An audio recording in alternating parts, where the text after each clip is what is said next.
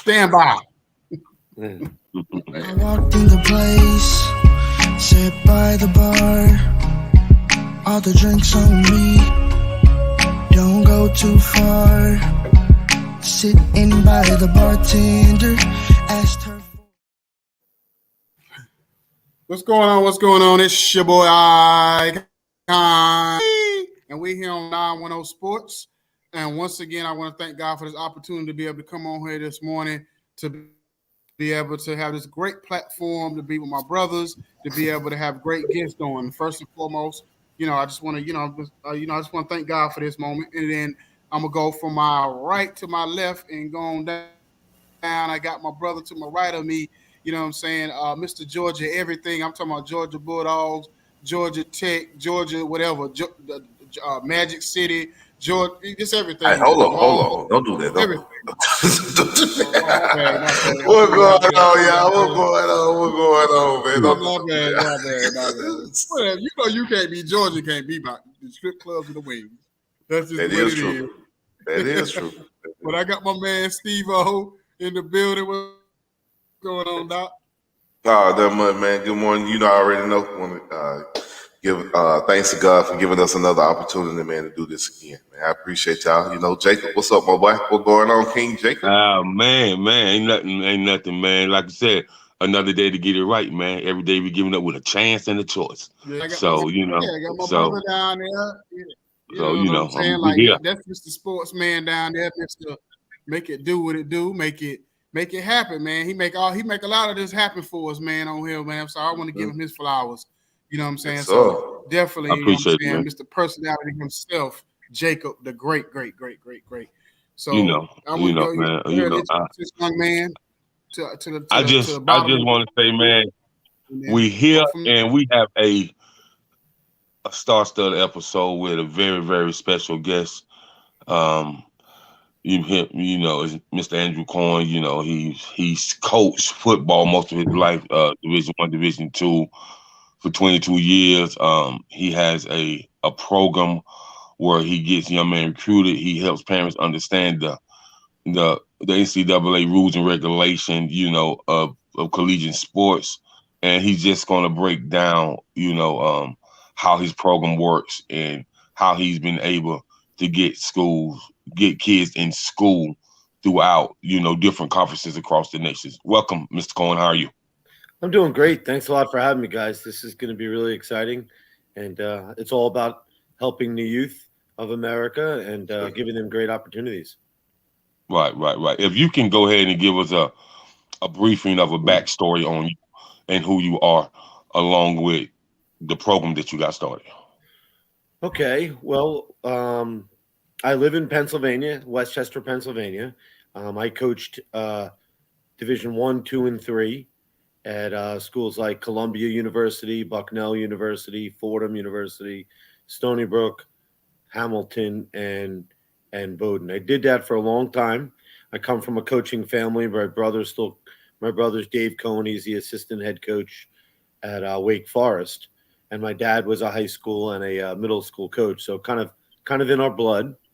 So I coached for a while. Had a great experience as a defensive coordinator, a head coach, position coach, and then I just got to a point where I was working so much. I was never home, and I was always stressed, and I needed something different, and I wanted to still help young athletes across the country. So I put together my company, Get Recruited Consulting. I started by myself, and now it's grown. So it's been a great experience. It's been a lot of work, but it's been 9 years now where we're developing young student athletes, and at the same time, we're helping place them into great colleges all across the country, and we have clients across the country. So what we're doing when I say development is we're on the phone with our student athletes weekly, and we're tracking their lifting, running, stretching, diet, sleep, everything and academics, everything that they have to do to become the best student athlete possible. We just joined forces with an unbelievable marketing company, Go MVB. So they do a lot of the social media for our student athletes, and they're blasting it out We do it as well, but they do a better job, to be honest with you. And they're also teaching the kids how to get more followers and just how do they get seen more.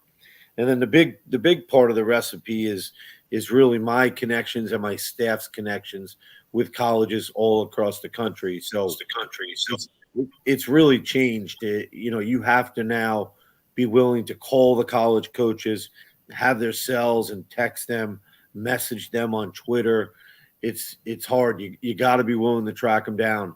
And what we're telling people is it's hard enough getting recruited with the competition against high school kids, but there's about 5,000 kids now that are in the portal, which has made it so much more competitive. It's unbelievable. So there's even a bigger need for get recruited consulting. But that's really my business in a nutshell. Most importantly, I have two boys.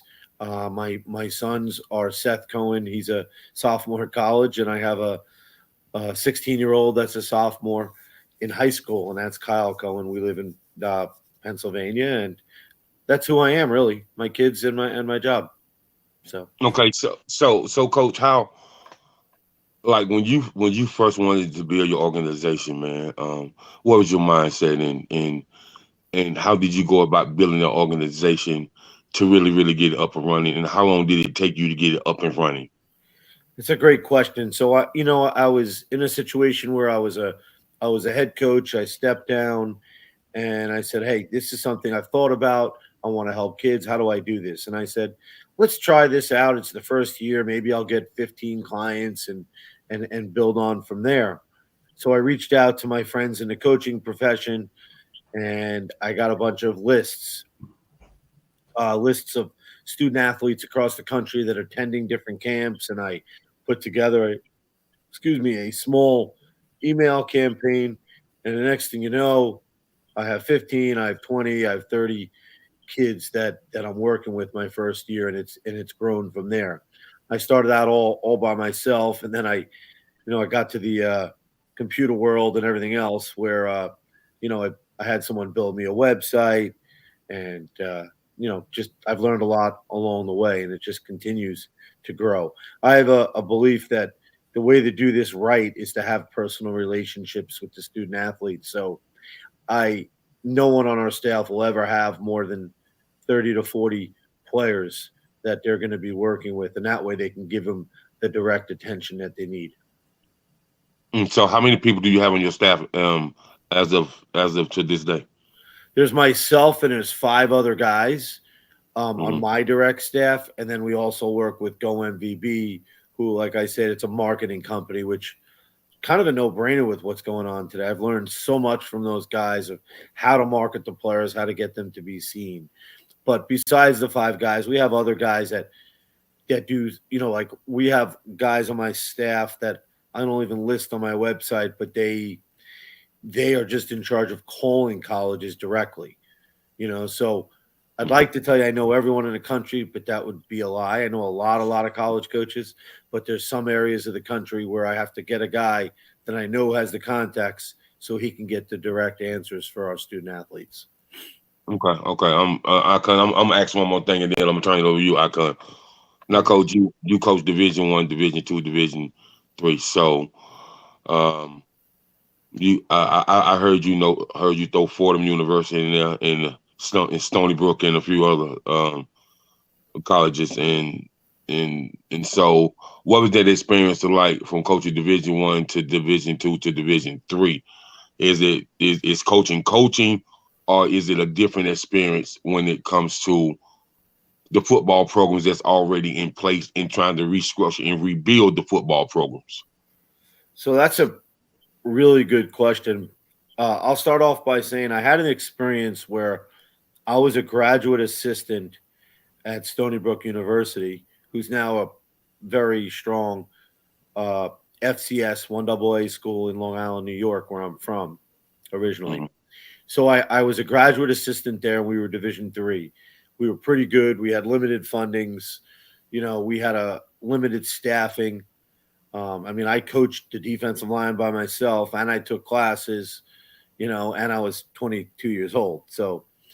So then I came back there I don't know, 7 years later, and we transformed from Division 2 for a year or two. I was with them, and then we were in the FCS level, 1AA. We actually opened up a new stadium, and I helped the transition. So, um, the amount of people on your staff definitely increases. The amount of academic support usually increases. Those are big differences. Uh, the desire to play is no different at all. At all. I mean, I think sometimes those Division 3 kids, they're purely playing because they love the game. They're not getting paid. They're not getting much except the ability to continue playing something that they love. You know, um, I would say that the actual coaches, I think, have the same ability, but sometimes they might have limited experiences if they stay at a Division 3 school the whole time. But the coaching in general, when I coached Division 3, was really good, and it was really good in 1AA. But the staffs were bigger when I coached at Columbia, Fordham, Stony Brook then as a 1AA. The staffs were bigger, which meant that you could be more detailed in your not only your coaching but in your preparation for your opponents, for your practice, for your recruiting, for everything you do. So Okay, hopefully okay, that okay, answers it. okay. I mean, there's athletically, the biggest difference typically is going to be the height of the players. As you go higher, they're a lot taller, and then they're also more athletic, more than anything. I don't think any guy, they can bench or squat or anything like that any less. But I do think the speed and athleticism Mhm, is the overall athleticism is a major difference. mhm. Okay, So okay, okay. yeah, Cool. hopefully I answered the Thank you, question. thank you. You did, you Yeah. did. Thank you for that. Back to you, Icon. Well, it's kind of crazy when you say, because you say it's all about the youth, and I don't know how much of Jacob told you about our story, but we started this podcast basically for that same reason, to be able to touch the lives of the youth, especially in these smaller, programs, or smaller areas where kids are not getting the looks, and but they have just as much talent as somebody else. Actually, just to give you a quick story, when before I even started the show, I was at a basketball game in my hometown in North Carolina. It was a kid there, and he played high school ball, and he was real good. And I went to school with his dad, and I heard about the kid, but I didn't realize how good he was. I was like, oh, okay, they probably overhyping him. When I went and seen him in person, I said, wow, this is unbelievable. But he wasn't getting the same looks as other kids from around the state. And so to me, that's the first thing I thought about when I came with this show was we need something for that, so we can interview these kids, get their story, push them into that direction. So is a lot of that came about when you came up with this program. Was that on your mind? Was that the type of thing that you thought about that kind of pushed you to start this too? For sure. And it's funny. So I was coaching, and at times, especially in either smaller areas or areas that the college coaches don't want to recruit, they're a little bit lazy, and then those kids can really get passed by. And I said that's a shame. I don't want that to happen. I want every kid to have as many opportunities as they can. So realistically, you've probably heard some of the big time coaches. I've heard a few of the major coaches tell families, don't get involved in hiring a recruiting service. You've probably heard those things. Well, first of all, I don't consider myself a service.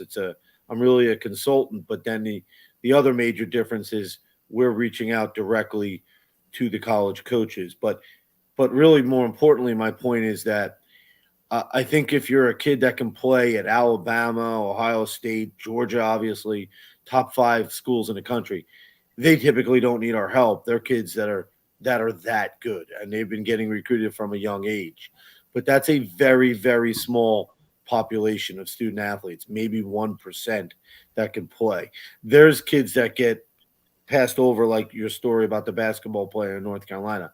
That happens regularly for kids that could be, lower, lower FBS or FCS Division 2 or Division 3.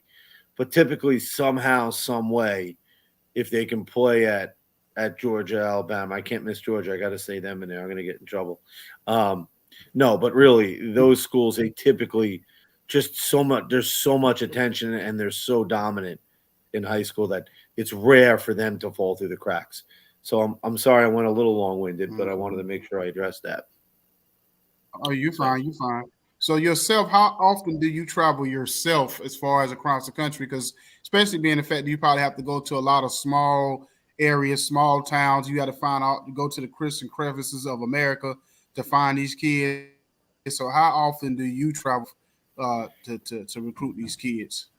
I've started to travel more, and going to different events and different showcases or camps, whatever you want to call them, where I meet with families. A lot of times I'll go to an event and offer the ability to have a free recruiting consultation and film evaluation. So I'm picking it up, but I probably take 4 or 5 big trips a year, but I'm expanding that role, so it's definitely increasing. You have to have the ability to have an in where someone understands my value and is willing to let me speak with their student athletes at a function, you know. But a lot of times, kids, like from a small area, they're not getting guidance and they're not attending the camps, showcases, or whatever that are correct for their playing ability. Families can really spend a lot of money going to camps and showcases Mm. and it could be a waste. Not that the camp's not good, but there's only college coaches there that are Division 1, and they're not a Division 1 player, and they end up spending a lot of money because they get some emails that invite them. So my advice to everyone is to make sure before you attend any of these camps that the schools that are there actually have legitimate interest in you, and you're not one of 20,000 kids getting a mass email. So, and that's hard because a But yeah, lot of because that families, would oh, my that son. Sorry. yeah, because I was gonna say that wouldn't be no different from if you go into an academic, conference or academic, what you call it, college fair, where you might have 100 schools there, and some of them will be like, community colleges or junior colleges or whatever on the academic side. So it's kind of the same thing. Like if you go into some of these, okay, these schools are more catered to where I'm at on my level as far as my playing level. You know what I mean? Type of things that you, like you say, you need to look for, not just to say, oh, if Alabama or Florida State or whoever's going to be there, but or some of these other schools, Division 2, Division 3 schools are going to be there. They're going to give me a legit chance to at least get a scholarship, because Mhm. that's at the same time too. But go ahead. But go ahead, Steve. You can ask a question. Yo, what's going on, Andrew? Thank you so much for joining us this Can you hear morning. me? Definitely appreciate Yeah, it. thanks for having me. You can't hear me, Icon? Yeah, we can hear you fine. Okay. Yeah. Go ahead. So, how has NIL affected the recruiting or what you're doing from your aspect? Has NIL affected it at all? I think it's definitely affected the recruiting world. It has not affected me personally. I've not gotten involved in that at all. Um, talking to my different contacts, it recruiting's a whole different deal now. Like if you Some go, business. uh, people, you're 100% right.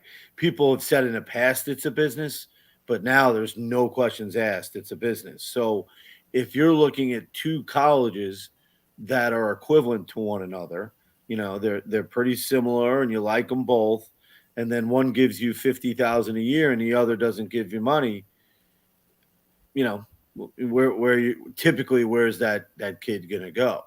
You know what I mean? Typically, and then that might even be a small number. I mean, there's kids getting $200,000 plus a Yes. year, and it's hard. I mean, you're talking about an 18-year-old or 17-year-old and the family who might not have money, and they're being told, we're going to pay for your school and we're going to give you this much money. That could be a very hard thing to turn down, and not every school has that funding right now. So it's definitely different. It's definitely a different world. You know what I mean? Yep. I'm a little old school. I'm not gonna lie. I'm 51. I was just going to ask, how do you feel about it? Let me get your opinion on the whole, because it varies, but depending on who you are, it varies. I'm not completely against it. I'm definitely. I mean, opportunities for kids are great, so I'm not against it. Well, let me repeat that. I shouldn't have said completely. I'm not against it. I just find that, is there any way we can have some rules to Yes. regulate? Because right now the rich are getting richer, and then the average is not. They're going down. They're not able to compete. You know what I mean? So, Mhm. and we can have a show on that. We could probably definitely have a show on the portal.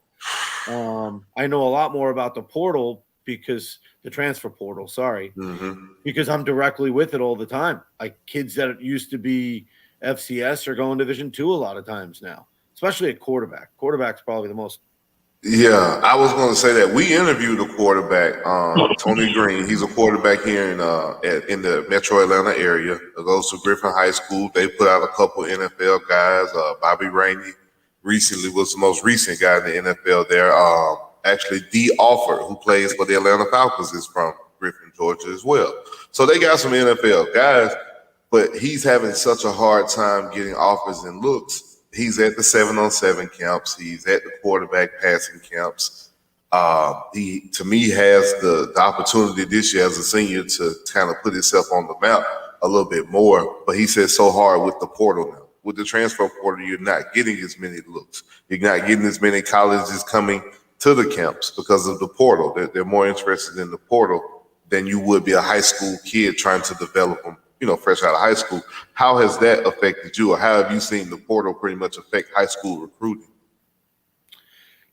It's not even close. It's much more competitive. So I said earlier, I think there's around 5,000 kids in the portal, and that's a whole nother issue too. Is there's kids in the portal that shouldn't be in the portal, and then they end up going Mm. nowhere. So that's a problem. Mm-hmm. So they need to be guided with that. But your direct question, I just see at all positions it's more competitive. So if they're taking, there are schools out there that half their classes is portal. You've probably seen that. Florida So they get State. these transfers. Yeah. So just look at the numbers, they're being cut. So it's that much more competitive. And if you can't get in front of the college and the coaches that are there, sooner rather than later, you're in trouble. So your quarterback, I think you said, is a 2024, correct? Yes, sir. That's correct. Junior. Yep. So he has to get in front of the right camps this summer, so this spring and summer. So the hard part is you're a normal kid. You can't go to every camp because, one, your high school team needs you. Two, the resources financially, it could be very difficult. You're not just paying for the camp, you're paying for travel, maybe a hotel, food, gas, everything, right? And then you don't want to wear your body out. So he needs to make sure before he goes to the camps who at least has some real legitimate interest. And then, because at the scholarship level, very few quarterbacks are getting offered if they haven't been seen by the coaching staff in person. They want to see their leadership, their poise, their intelligence, but also just they want to see their mechanics live. But my suggestion for him is find out who really likes him, what is his real level of play, and then going to, camps are great, and some are for, sharpening your tools, and that's awesome. But for recruiting, the college coaches have to be at the camp there for him to get recruited, in my professional opinion. Some camps they're selling, we'll send the film out and all that, and it can't hurt for sure. But to get an offer, that quarterback coach is going to want to see you in person. Gotcha. Right. And coach, I want to say this. I've had a lot of experience with the Huddle and Max Prep. Those two sites, because I'm a national JUCO college recruiter, and so I've had a lot of experience with Max Preps, the Huddle, and Twitter. As far as kids reaching out, as far as their parents reaching out, as far as their parents want my email to send footage of their ninth grade year, 10th grade year, 11th grade year, and the up and coming camps that they'll be going to, and telling me a little bit about the camps. So the camps are right, but there's a lot of kids that have a lot of footage on Huddle and Max Preps. Do you ever go on there and use any of those type of sites?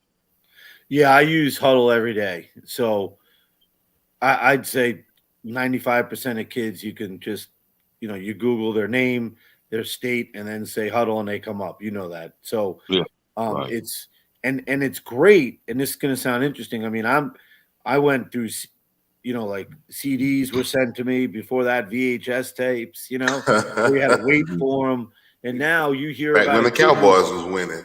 what's that? I said that was back when the Cowboys was winning. And the Falcons ain't never won, so you're right. So, but there's good and there's bad. The good is there's so much access to kids now. The bad is now the college coach is just getting overwhelmed. You know Hmm. what I mean? So he's getting, he's going to check on as many kids as he can, but if he doesn't have a connection with that kid, he might not look at it. Sometimes it's really frustrating, but that's why for me, like, I don't send a kid's film to a college coach unless I think he can legitimately play for them. So a lot of people are just sending film out in mass and then they don't get watched. I like to think I know what I'm doing. I know what level kids can play at. So when I send it to them, they typically open it because they say, "Hey, this Cohen guy, he gives us good kids." You know what I mean? And that's just the way I do it. I'm very upfront with the families right from the start what level of play is accurate. And I do Hmm. promote, like, at times I'll do free film evaluations, and I think it's vital that they don't want to hear it usually, but what level they realistically are, because you could waste so much time, money, and effort, Hmm. looking at the wrong schools, traveling to the wrong schools, and then I'm not going to go to Division 2 camps, and I'm going to go to Division 1, and that's fine. But now you might have lost an opportunity at that Division 2 school when you're never really going to get that Division 1 opportunity. And that's a general statement, but I see that happening a lot. Right, right. Okay, okay. And so, coach, from your perspective, getting parents to understand the NCAA rules and regulation, giving them understand that the collegiate is a different level, and giving getting them to understand that, cause I hear a lot of kids that have become adults now. Man, I had some opportunities where I listened to my mom. She wanted me to stay close by home, but I feel like if I had took this opportunity at this school, then I I may even went a little further on the professional level. So, how do you get parents really to understand the whole synopsis of having a collegiate academic athlete? Yeah, I think so. What I do professionally is the first thing we have is a 1 hour plus consultation where I send them forms in advance. I call it a game planning session. Hmm. So we're asking some pretty basic questions to start. Like, do you want to go to a big or a small school? And I say to kids, like, yeah, I just want to know what your top preference is, but you should be open to everything. But then Hmm. from there, do you want a city or a country? And if they say, I want a city, I said, well, is that the only schools you're going to look at? Or is that just what your top choice is? Um, do you want to be close or far from home? So I'd like to have a range for that as well. Like, Hmm. hey, I don't want to be too close. Okay, well, what, can we go an hour? And then how far away? I don't want to go too far. Can we go 8 hours away? But you do have to. It's the easiest way to break down where your list initially is 100 schools. How do we get it down to like 30? Quickly, and then from there we see who likes him and who doesn't, and where can he get in, where can he get the most money, and all that, and then those numbers will be much more manageable. So um, I'm careful to not tell people to look at A or look at B or look at C, besides looking at the strongest academic schools possible, the most successful school programs possible. But I don't know if I'm in a place to tell them they have to look at schools. Like if they say, "Hey, I'm only going to go close," I will say, "Hey, can we open that up a little bit? Can we go 3 or 4 hours?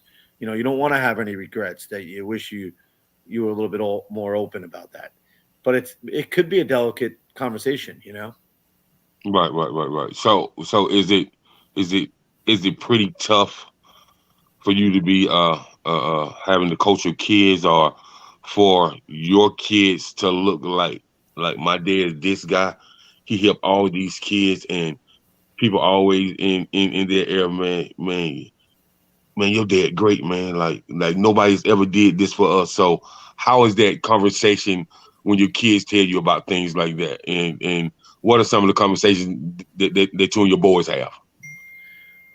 Well, my conversations with my boys with that are a little bit limited. I've tried to stay away from my own turf. I haven't really talked to. I've had like two kids I've helped on a small level, honestly, but my my kids get recruiting a lot more than the average kid. Because the average kid in their high school comes around and and everyone's saying he's going to go Division 1, and my kids like they're great kids and they don't say much, but they'll say to me, they're like, that kid's not going. That kid's 6'2" and he's an offensive lineman. There's no way they're going to take him at the FBS. You know what I mean? So I think they understand and respect what I do, but there's also the boundaries of it. They don't get too involved, and but they kind of see things. Our high schools had some really good players, but even the really good players, it's become difficult to reach their goals. They respect it. They know I'm on the phone all the time, and so they kind of get what I do. They know my pitches when I'm talking to families. They know my ins when I talk to the college coaches. So, but they're my boys, and I try to separate my business world as much as I can, but I can't always, right? Right. Okay. Back to you, Icon. So basically, as far as when it comes to the portal side, how hard is it to sell a kid on or convince a kid that, like, let's just say they was first recruited when they first came out of high school and all the top dogs wanted them, and they get into the portal and well done ran dry, and they have to go Division 2, Division 3, or even smaller Division 1 school. How hard is it to convince a kid now that you kind of put yourself in this predicament where you may not be able to go? You might have to play a year over here and then maybe come back to a bigger school or whatever. How hard is it to convince a kid on that? I think it could be very hard. I'm going to be honest with you that I'll start from a high school kid. Now, a question that's now come up that's new is, well, if we don't get where we want to go, can we go to school A with the ability to transfer to another school? And so, basically, can I go in the portal? And I said, well, you can do whatever you want. You know what I mean? And I'm not here to say what you can and cannot do. But wherever you go, you have to be all in or you're not going to have success. So whatever your decision is that you want to do, first things first, you have to go in saying, I'm going to school A and I'm going to make it work and I'm going to be part of that family. And if opportunities do come up afterwards, then those are things you can explore. Because I can't tell the kid he can't explore that, because then he wouldn't be like a regular kid. You know what I mean? If he's a legitimate kid that is playing at a level and he's really successful and he's grown an inch or two, he's gotten a step faster, and now he's a different product, I think we're all unrealistic to think that kid's not going to look at more opportunities now. But he better go in with the attitude is I'm all in wherever I'm going. Or else if you're halfway in, halfway out, I don't think that kid will be as successful as he needs to be. Okay. So I got two more questions. I'm gonna give it back to you, Steve. One, what we do here, because one thing that when we first started doing this interviewing stuff, the one thing I noticed was some of these kids, you could tell they was either sheltered or they wasn't used to being able to talk publicly and speak publicly, and it was kind of like all over the place. So it was really like it was like trying to pull nails or whatever. It was just like and it's kind of like, how important do you think something like what we do as far as like interviewing the kids to get them to understand how to talk when they get to these schools, or even when they do their interviewing process, how something like this can be important to them just to understand how to speak publicly? I think it's awesome. I think it's very, very helpful. As I started getting better as a recruiter, it wasn't just about grades film and what he looked like. It was about how he presented himself. Is he confident? If he's not confident, doesn't have self confidence, I didn't say be arrogant. I said be confident. If he can't look you in the eye and give you a firm shake and hold a conversation, I personally I had and still have concerns. So I'm trying to do the same exact thing you're doing. I've had many clients say, it's great that you helped us, and great that you reached out to the schools and he reached his dreams and all that. But maybe the most important thing you did was you really helped him mature. He had to be on a phone with me, an adult who he doesn't know, who's 51, every 7 to 10 days. And that transitioned him to being more and more comfortable talking to an adult. And they always say, now they go out and they meet a coach and they're like, it's no big deal. I did that with Coach Cohen. You know what I mean?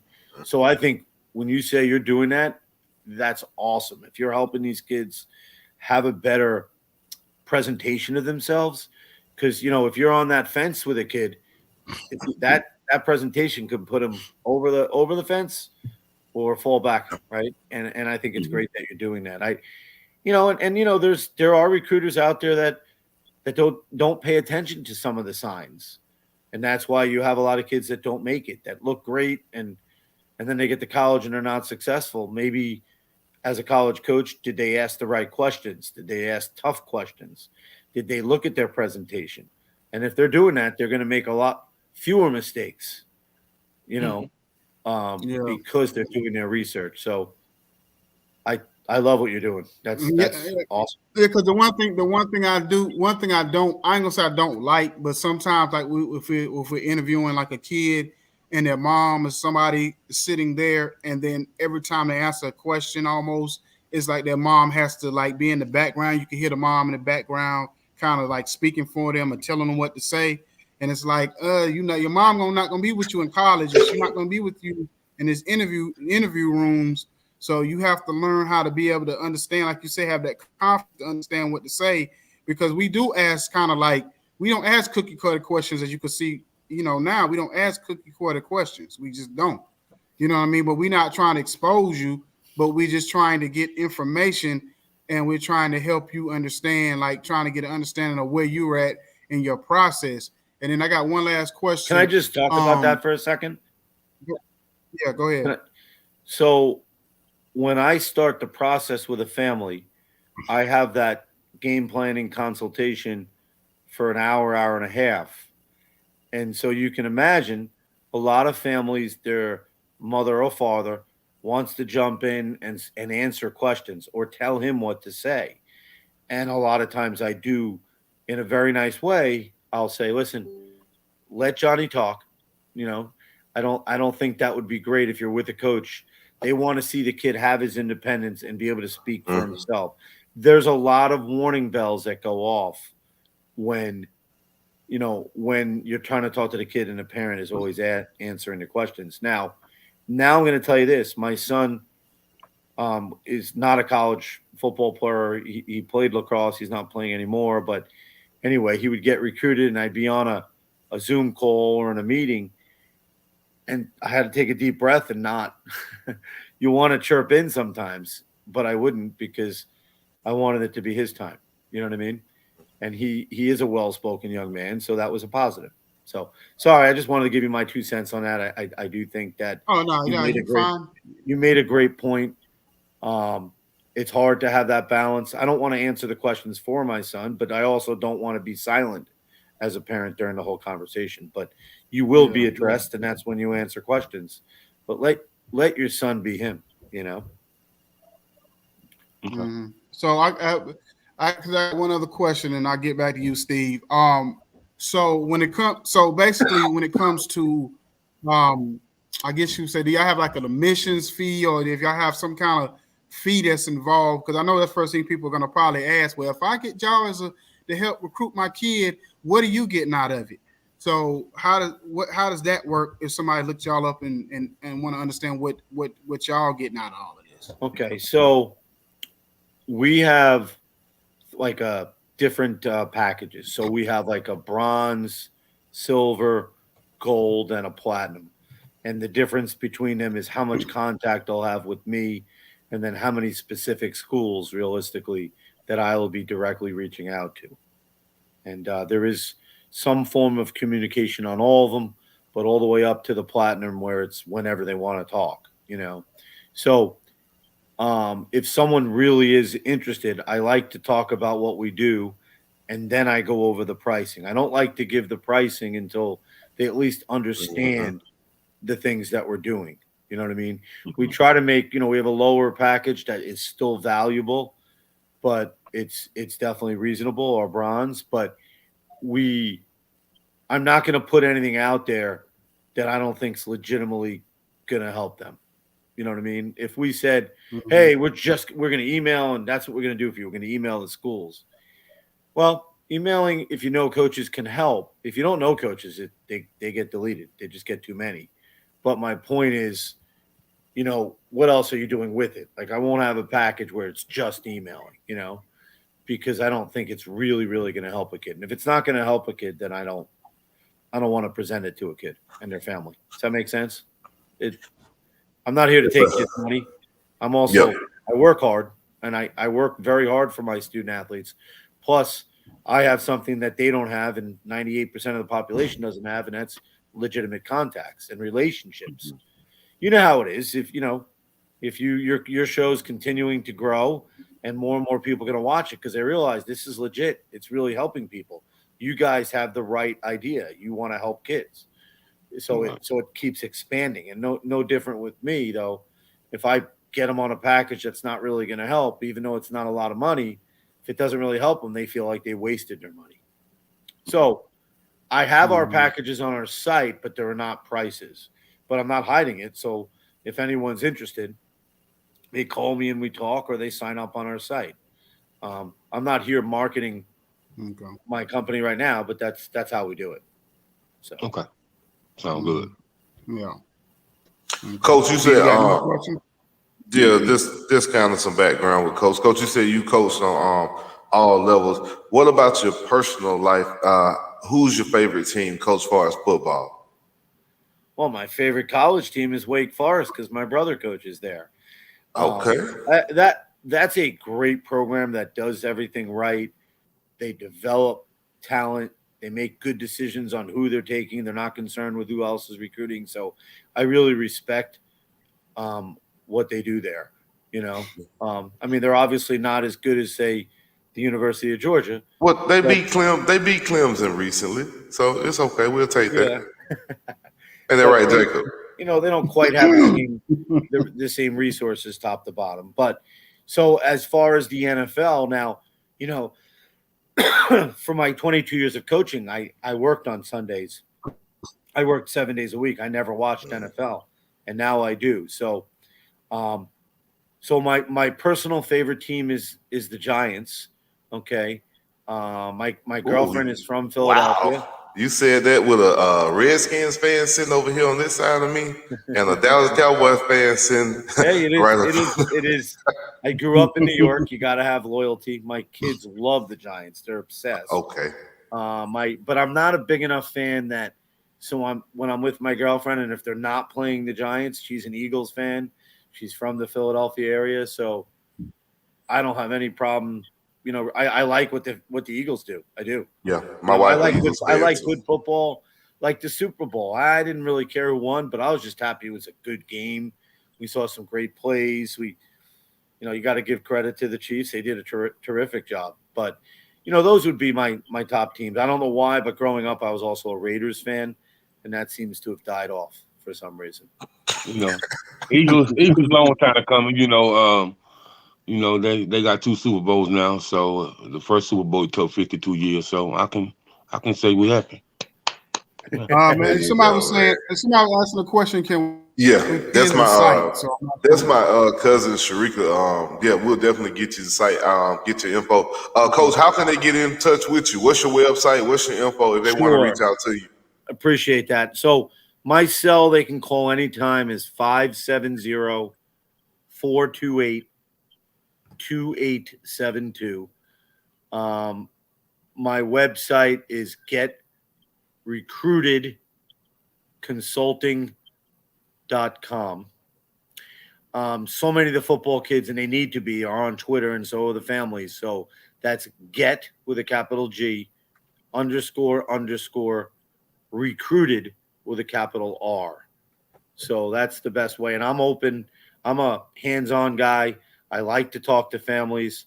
Anyone that's listening to this show, I'd be glad to give their children or themselves a film evaluation for free with them and a parent, where I can talk about it and even talk about an initial plan of what kind of schools they should be looking at. I'm a nice guy, but I'm not. I'm not going to lie and tell a kid. I think the worst thing any of us can do is lead a kid on and tell them that they can play at a certain level if they can't. So I think that doesn't help a kid. Now, I'm one opinion. I think I'm right a large portion of the time, but I can't say I'm right 100% of the time. Maybe 95%. So, well, you guys seem like you know what you're doing. You've seen a lot of good players. The guys that play at the FBS level, they're different. They stand out. Would you agree, guys? Yeah, Yeah. 1,000%. I go to high school games here in Georgia in the metro Atlanta area, and I just go to watch a lot of different Georgia recruits. You know what I mean? I want to see them in high school. I want to evaluate what they're doing in high school. So yeah, you can tell those guys are different when you watch them on the field. Like Caleb Downs last year for Alabama, hands down the greatest defensive back I ever seen in my life with my own two eyes. So But I also can say this, Coach. I have seen guys that play at smaller schools like a Division II, Division III, and you wonder because when they get to the NFL, they just explosive, and you wonder like what happened with them recruiting when they was in high school, why they didn't go to Division I. You know, cause I wonder Hargrove from the Philadelphia Eagles, he went to South Carolina State University, but yep. I know that he was highly recruited in high school to like power I schools, and I just wonder why some of these kids then go to the power I schools, and like how some of these kids that play Division II, Division III stand out so much in the NFL. So if you're a recruiter and you're working for a staff, your goal is to steal a kid from a level above you. So I mean, Mhm. if you're a Division III, I want to steal a Division II kid. I'm a Division II guy. I want to get an FCS guy. And it doesn't necessarily mean that that higher level's offering them, but you know in your heart that kid could play. So he Uh-huh. might be. So for instance, I was very fortunate at my early days at Bucknell. We were terrific on the defensive line. It wasn't that I was a great coach. We had great talent, but we had kids, a lot of kids that were 6 foot, 6'1", that the big schools didn't want, but they were really good. Fast twitch, high motor, explosive, strong, all the characteristics you wanted. But that's how you say later on, why is that kid at Bucknell or why is he at this school? Well, he grows an inch, maybe he gets a step quicker, maybe he doesn't. Maybe he's that same 6 foot, 6'1" guy, but it doesn't matter that he's 6 foot, 6'1", he could play. Mhm. But on the Yeah. other side of it, and I'm going to say, especially with linemen, they're now taking kids that are 6'5", 6'6", that are considerably less players than the kid who's 6'2". So, they're going to make mistakes on those kids. Those are projections on the offensive line, and they don't all project into what they think or they want them to be. So that's interesting. But on the same token, if you look in the NFL, there are 6'2" and 6'3" guards and centers. And Yeah. a lot of these schools at even the FCS level are saying they're not taking kids unless they're minimum 6'3" or 6'4". I'm sure you guys have heard that. Oh yeah. Oh yeah. Oh So yeah. Oh yeah. I heard all that. I think that we could have an hour plus discussion on that alone. But my theory is, I understand, right? You want him to be 6'2". If you want him to be, I think if he's 6'2" and he's a guard, but he has the arm length of a 6'5" guy, that's who I want, because now he can play with leverage. He can get underneath people in tight areas and when he's pulling and things. But then when he's pass blocking, he has the arm length to keep the defender away from the quarterback. So, and a lot of schools now are measuring, hand size, wingspan, and Mhm. like I might be saying something you guys already know, but I think it would be good for the audience. So if you're 6'2", that means you're what, 74 inches, right? Mhm. So if you're 74 inches in height, but you're 75 inches in wingspan, right? So you're one higher. That's a +1. If you're 76, you're +2. You know, I got the number. Yeah, no, those are 72. I'm sorry. If you're 75, you're +3. So every inch longer that your wingspan is, that makes you a plus. So they are saying you could be a little shorter, but then your arm length has to be that much longer. Right. Okay. Well, I appreciate you coming on this morning, Coach, and giving us your expertise on how to get these kids recruited. And I do want to say this: if it's opportunities out there where you want to have kids send kids our way to interview them, just to give them that experience and to be able to, understand how it's going to be in their future. If you want to, just reach out to Jacob and to let us know that you would love to have this kid or that kid on or whatever to be able to help with the interview, to interview them or whatever to get them prepared.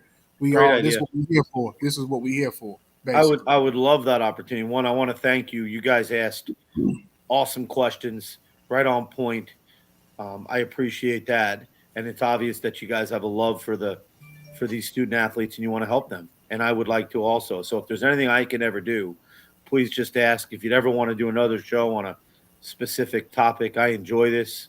So thank you from the bottom of my heart for giving me this opportunity. Yes, sir. Yes, sir. Yes, sir. No problem. So, everybody else, y'all can follow us at Icon E. As far as like email, if you want to reach out to us, Icon E. 910sports@gmail.com. And you can also follow us if you see at the bottom, because I'm talking to all the people that we do radio too. So it's like I'm always thinking that people can see us, and some people can't see us, they can only hear us. So basically, for those that just listening for us and want to know how to get in contact with us, you go to our Instagram page at 910 Sports Podcast. But once again, we want to thank Andrew Cohen for coming on here. You said you got a celebrity name, and I was thinking about the guy, the late night guy. You know what I'm saying? Like you gotta, like, is he kidding him? But yeah, well, that's what I was thinking about. But I just once again thank you for coming on, Coach. Thank you. And with it, like I said, we hope to see that your program continue to progress, because I can see the need for you in this business. Yes, sir. They definitely need you in this business, especially for those kids who jump in that portal and have no clue what's going on, you know what I mean, or whatever. But till next time, everybody stay blessed, and thank for everybody for coming on who chimed in and commented this morning. Thanks, guys. Have a great day. I walked in the place, sat by the bar, all the drinks on me, don't go too far. Sitting by the bartender,